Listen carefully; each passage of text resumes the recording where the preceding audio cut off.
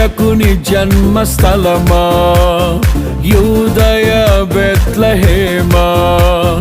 రక్షకుని జన్మస్థలమా, యూదయ బెత్లెహేమా.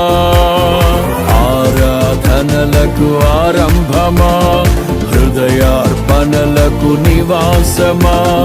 ఆరాధనలకు ఆరంభమా, హృదయార్పణలకు నివాసమా. ఎందుకో ఇంత భాగ్యము దాచి ఉంచే ప్రభు నీ కోసము. ఎందుకో ఇంత భాగ్యము దాచి ఉంచే ప్రభు నీ కోసము. స్తుతియు మహిమ ప్రభావము ఎల్లవేళల ప్రభుకే చెందును. స్తుతియు మహిమ ప్రభావము ఎల్లవేళల ప్రభుకే చెందును. రక్షకుని జన్మస్థలమా,